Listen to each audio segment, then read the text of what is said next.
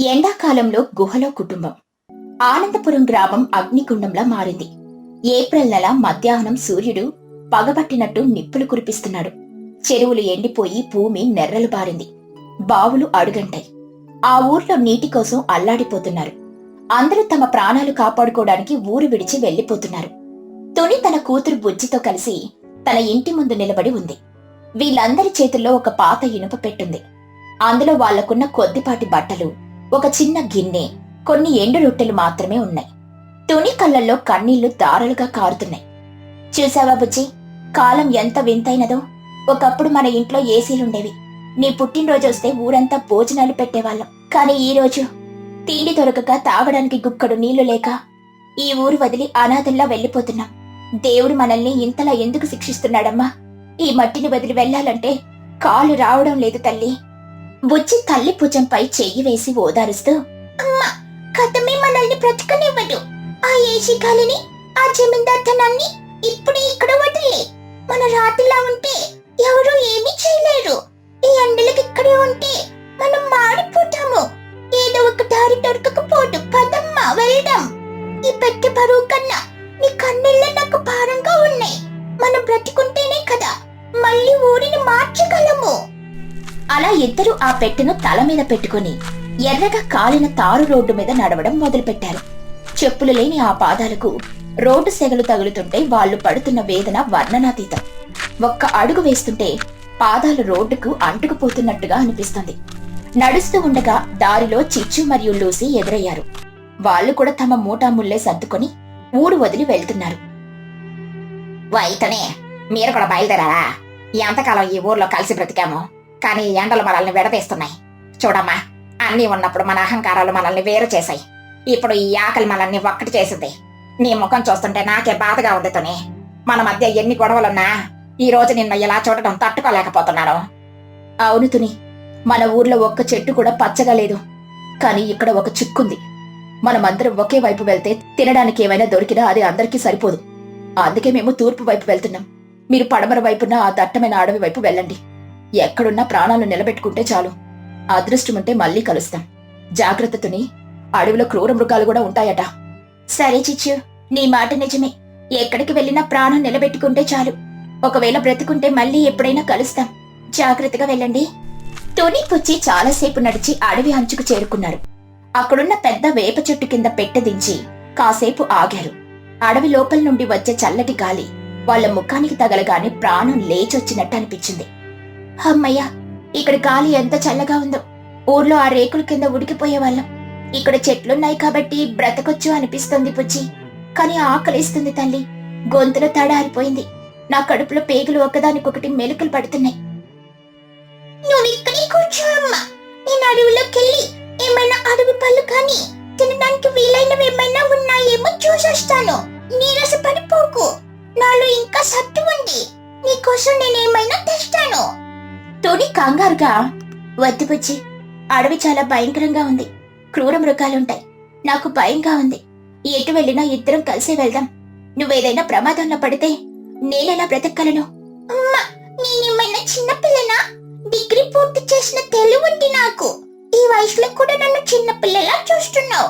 మన పరిస్థితి బాలేదు కాబట్టి ఇలా అడవిలో తిరుగుతున్నాను. కానీ లేకపోతే నేను ఈ పాటికి సాఫ్ట్వేర్ ఆఫీస్ లో ఉండేదాన్ని. నా చదువు నన్ను కాపాడుతుంది. నీకు నీడ వెతికి పెడుతుంది. నువ్వు విశ్రాంతి తీసుకో. నేనిప్పుడే వస్తాను. ఆ దేవుడు మనల్ని ఇంత దూరం తెచ్చాడంటే ఏదో ఒక దారి చూపిస్తాడు. బుజ్జి లోపలికి వెళ్తూ ఉండగా ఒక పెద్ద కొండ కనిపించింది. ఆ కొండ మధ్యలో ఒక గుహలాంటి ద్వారం ఉంది. లోపల నుండి విపరీతమైన చల్లదనం వస్తుంది. బుజ్జి కుతూహలంతో లోపలికెళ్ళింది. అది కేవలం గుహ కాదు, ఒక సహజమైన ఏసీ గదిలా ఉంది. అప్పుడే అక్కడ ఎప్పటినుండో ఉంటున్న బన్ను ఒక్కసారిగా, ఎవరినోవా, మా గుహలోకి ఎందుకొచ్చా అని ఒక యువకుడు కోపంగా అరిచాడు. బుజ్జి షాక్ అయ్యి వెనక్కి తిరిగి చూస్తూ, అయ్యో, నేను కేవలం ఆకలితో వచ్చాను. అరే, నువ్వు బన్ను కదా? బుజ్జి, అవునా, నేను బన్నునే. నీ చిన్ననాటి క్లాస్మేట్ ని. నువ్వు ఇక్కడేంటి? ఆనందపురంలో ఉండాలి కదా. అసలు ఈ అడవిలోకి ఎలా వచ్చావు? ఒరే పన్నుక, నువ్వా? ఇది మీ ఇల్లా? ఆనందపురంలో చుక్క నీరు లేదురా. మా అమ్మ బయట ఉంది. మీరంతా ఇక్కడ బానే ఉన్నారా? ఇంత చల్లగా ఎలా ఉంది ఇక్కడ? ఊర్లో మన మేషీల కోసం లక్షలు ఖర్చు చేసేవాళ్ళం. ఇక్కడ ఈ మధ్యలో ఇంత చల్లదనం ఉందా? గాలిలో అడవి పువ్వుల వాసన వస్తోంది. అమ్మా, తుని పిన్ని బయట ఉందా? త్వరగా తీసుకురా. ఊర్లో కష్టాలు భరించలేక మేమే ఎప్పుడో ఇక్కడికి వచ్చేసాం. ఆగు, మా అమ్మని పిలుస్తాను.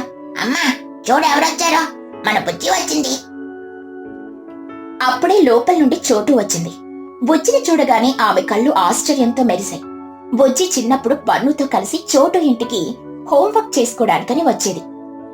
బుజ్జి, ఎంత పని చేసావు తల్లి? బయట ఎండల్లో తునిని వదిలేసొచ్చావా? బన్ను, నువ్వు వెళ్లి పిన్నిని లోపలికి తీసుకురా. బన్ను వెంటనే తుని దగ్గరికి వెళ్లి వెంట పెట్టుకుని తోలుకొస్తాడు. తుని గుహ లోపలికొస్తూ, చోటు, నిన్నిక్కడ చూస్తానని అస్సలు అనుకోలేదు. ఈ గుహ చూస్తుంటే ఒక రాజభవనంలా ఉంది. ఇన్నాళ్ళకి నా ప్రాణం కుదుట పడింది.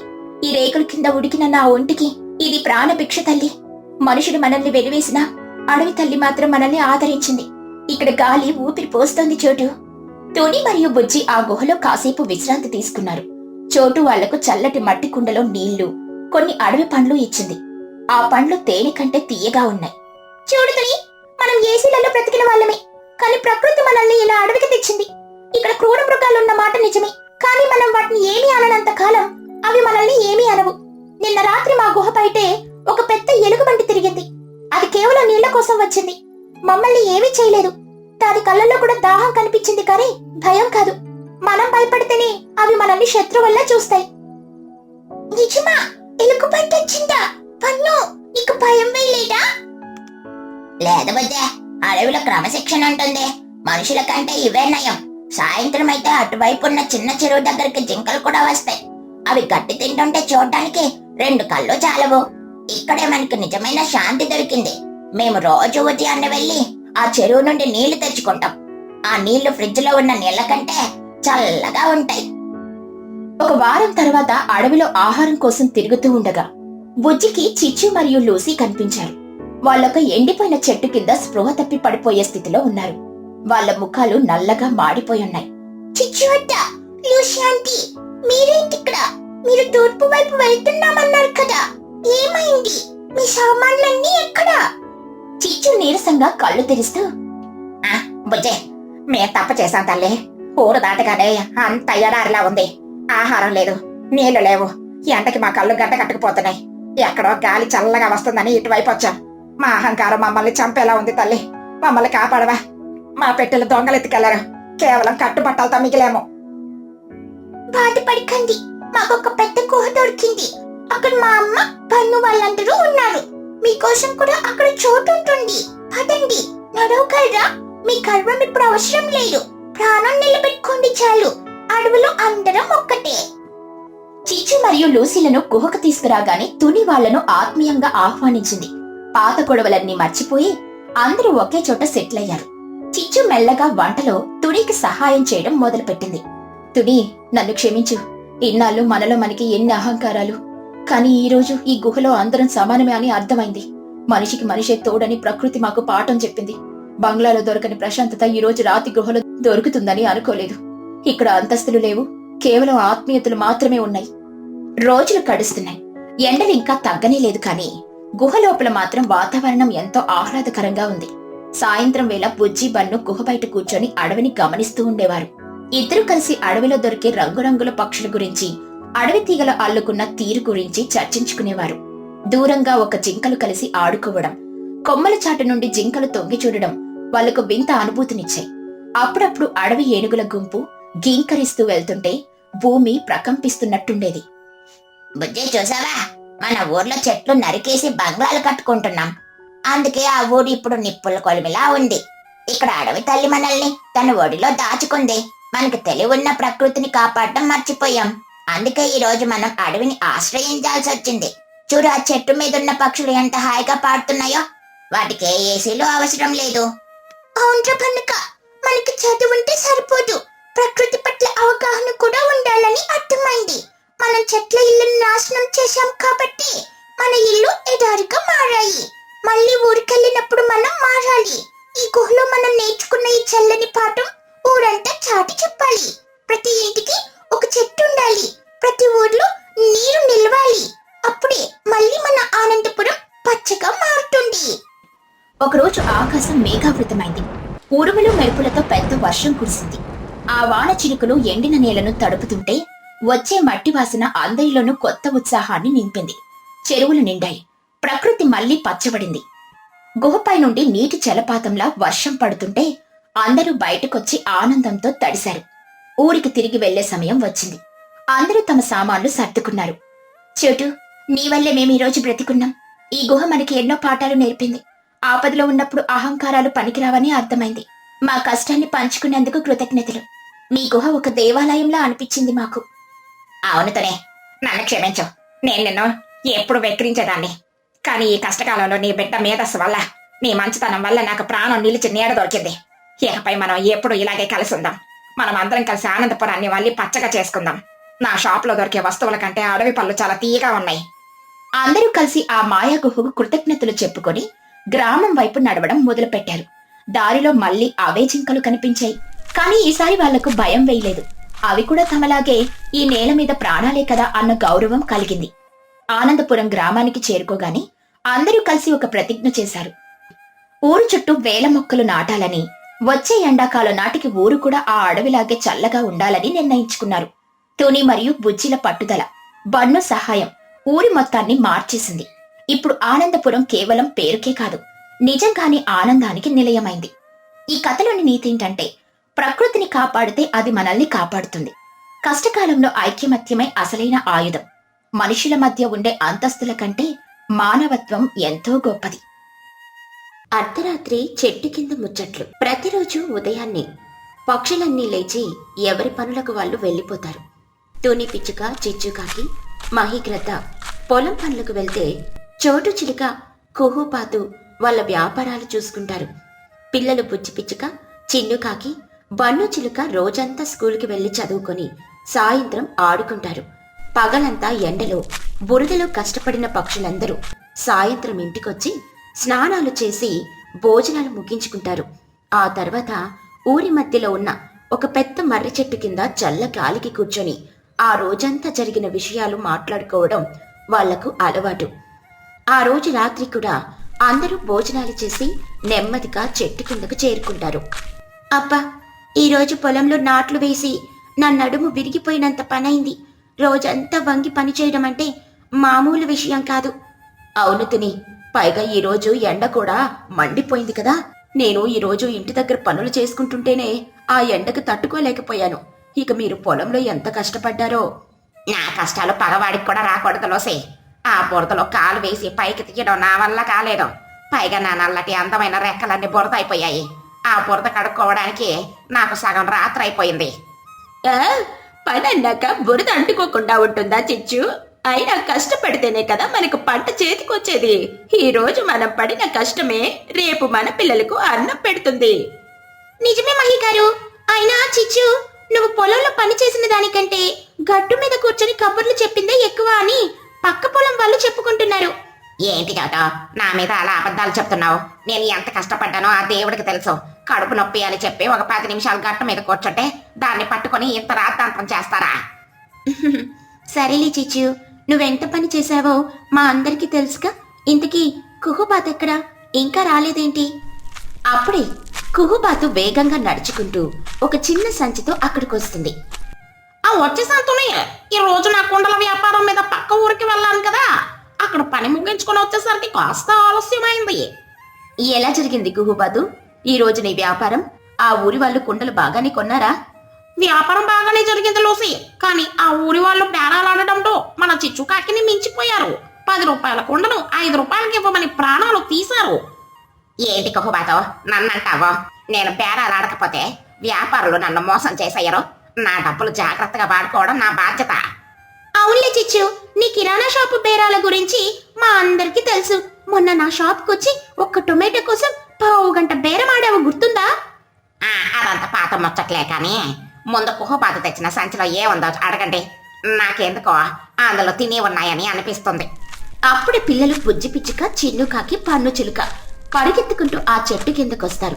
ఒకరినొకరు పట్టుకుంటూ అల్లరి చేస్తూ ఉంటారు. అరే పిల్లలు, పగలంతా ఆడుకునేది చాలదా? తిని ప్రశాంతంగా పడుకోకుండా ఈ రాత్రి పూట కూడా పరుగులేనా? అమ్మా, ఈ రోజు స్కూల్లో జరిగిన విషయాలు నేను పన్నుకు చెప్తుంటే వచ్చి నన్ను లాగాడు. అందుకే వాడిని పట్టుకోవడానికని పరిగెడుతున్నాను. నేను లాగలేదమ్మా. బుజ్జి కావాలని నా మీద చాడీలు చెప్తుంది. లేదత్త, చిన్ను అబద్ధం చెప్తున్నాడు. వాడు ఈరోజు స్కూల్లో కూడా మేడం బోర్డు మీద రాస్తుంటే వెనక నుండి కాగితాలు విసిరేశాడు. ఏమిట్రా చిన్నగా, ఏంట్రా పనులు?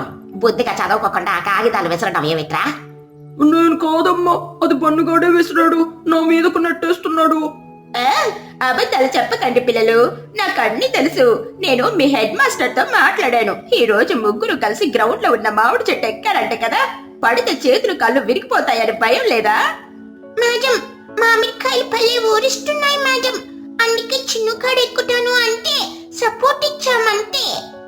నేను ఒక్కడే కాదు, బన్నుగాడు కూడా ఎక్కాడు. కాయలు కోసి ముగ్గురం పంచుకున్నాం. పిల్లలు, ఇంకెప్పుడు అలా చేయకండి. చెట్టుపై నుండి కింద పడితే దెబ్బలు తగులుతాయి. రేపటి నుండి ఎవరైనా సరే బుద్ధిగా చదువుకోవాలి, సరేనా? సరే అత్త, ఇంకెప్పుడు అలా చెయ్యము. పిల్లలు ఇలా రండి. ఇదిగో ఈ సంచిలో మీకోసమే పక్క ఊరు నుండి వేరుశనగ పల్లీలు, బెల్లం పట్టీలు తెచ్చాను, తీసుకోండి. వావ్, థ్యాంక్ యూ కుహు ఆంటీ. నాకు బెల్లం పట్టీలంటే చాలా ఇష్టం. నాకు కూడా ఇవ్వు బుజ్జి. బన్నుగాడికి కొంచెమే ఇవ్వు. వాడు ఈ రోజు నా మీద చాడీలు చెప్పాడు. కుహు ఆంటీ నాకే ఇచ్చారు, నేనే ముందు తీసుకుంటాను. పిల్లలందరూ ఆ స్వీట్స్ తీసుకుని చెట్టు పక్కనే కూర్చొని తింటూ ఆనందంగా మాట్లాడుకుంటున్నారు. పెద్దవాళ్ళు మళ్ళీ వాళ్ళ కబుర్లు మొదలు పెట్టారు. ఏది ఏమైనా మన పిల్లలు చాలా యాక్టివ్ తోని. వాళ్ళ అల్లరి చూస్తుంటే మన చిన్నతనం గుర్తొస్తుంది. అవును చోటు, వాళ్ళకున్న స్వేచ్ఛ మనకు లేదిప్పుడు. రోజంతా పని, రాత్రికిల్లు, ఇదే మన ప్రపంచం అయిపోయింది. అయ్యో, నా ప్రపంచం కిరాణా షాపులు, వడ్డీ లెక్కల చుట్టూ తిరుగుతుంది. ఈ రోజు నా దగ్గర వడ్డీ తీసుకున్న వాళ్ళ దగ్గరికి వెళ్తే ఒకడు రేపు అంటాడు, ఇంకొకడు ఎల్లుండి అంటాడు. డబ్బులు వసూలు చేయడానికే నా తల ప్రాణం తాకొస్తుంది. డబ్బులిచ్చేటప్పుడు వాళ్ళు కట్టగలరో లేదో చూసుకుని ఇవ్వాలి కదా చిచ్చు. అంతా నీ పిసినారితనం వల్లే. పేసినారితనం కాదులోసి, వ్యాపార పద్ధతి. రేపు పిల్లల భవిష్యత్తు కోసం 4 రాళ్ళు వెనకేసుకోవాలి కదా. పిల్లల భవిష్యత్తు కోసం దాచుకోవడం మంచిదే చిచ్చు, కానీ ఆ దాచుకునే క్రమంలో ప్రస్తుత సంతోషాన్ని వదులుకోకూడదు. మనకున్న దాంట్లోనే ఆనందంగా బ్రతకడం నేర్చుకోవాలి. మహిగారు చెప్పింది అక్షరాల నిజం. ఈ రోజు పొలంలో నాట్లు వేస్తుంటే పక్కనే ఒక చిన్న పిట్ట గుడ్డు నుండి బయటికి రావడం చూశాను. దాని తల్లి దానికి ఆహారం పెడుతుంటే ఆ దృశ్యం ఎంత అద్భుతంగా అనిపించిందో తెలుసా? అవే నిజమైన సంతోషం. నిజమే తుమ్మి, మనం ప్రకృతితో కలిసి బ్రతుకుతున్నాం. అదే మన అదృష్టం. సిటీలో చూశాను కదా, ఎప్పుడు వాహనాల వద్ది, పొగ, గోల. కనీసం మనలా ఇలా ప్రశాంతంగా చెట్టు కింద కూర్చొని కబుర్లు చెప్పుకునే సమయం కూడా వాళ్ళకు ఉండదు. సిటీ వాళ్ళ బతుకంతా మెకానికల్ కుహు. మన పల్లెటూరి బ్రతికి ప్రశాంతం.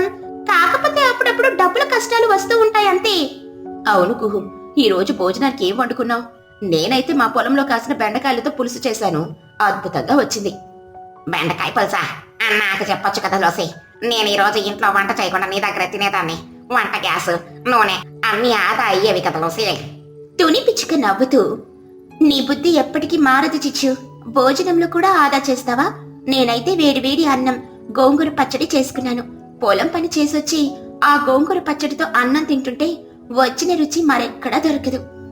నాకైతే మా ఆయన మంచి ములక్కాడ సాంబార్ చేశాడు.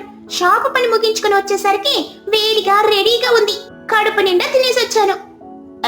మనమందరం ఇలా కలిసి మన కష్ట సుఖాలు, వంటల గురించి మాట్లాడుకుంటుంటే నా మనసుకు చాలా ప్రశాంతంగా ఉంది. రోజంతా పడ్డ అలుపు ఒక్కసారిగా మాయమైపోయింది. అవును మహిగారు, నేను సిటీ నుండి అలసిపోయి వచ్చినా ఇక్కడ మీ అందరి ముఖాలు చూసి మీతో 2 మాటలు మాట్లాడితే చాలు, నాకు కొత్త ఎనర్జీ వస్తుంది. ఇంతలో చెట్టుపై నుండి ఒక గుడ్లగూబ గట్టిగా అరుస్తుంది. ఆ శబ్దానికి పిల్లలు ఉలిక్కిపడి పెద్దవాళ్ళ దగ్గరికి పరుగెత్తుకుంటూ వస్తారు. నాకు భయమేస్తుంది. పైనుండి ఎవరో అరుస్తున్నారు. దయ్యం ఏమైనా ఉందా ఈ చెట్టు పైన? నేను చెప్పానా బుజ్జి, దయ్యం ఉందని? నాకు భయంగా ఉందమ్మా. ఇంటికెళ్ళిపోదాం పదా. అవునత్త, ఆ చెట్టు పైన పెద్ద కళ్ళున్న దయ్యం కూర్చుండి మమ్మల్ని చూస్తుంది. నేను నా కళ్ళతో చూశాను. ఏంటి దయ్యమా? అయ్యి బాబోయ్, నా వల్ల కాదు. నేను ఇంటికి వెళ్ళిపోతున్నాను. నాకు దయ్యాలంటే చాలా భయం. అరే చిచ్చు ఆగు, దయ్యాలెక్కడుంటాయి? పిల్లలేదో భయపడి చెప్తే నువ్వు కూడా వాళ్ళతో పాటు భయపడి పారిపోతావా?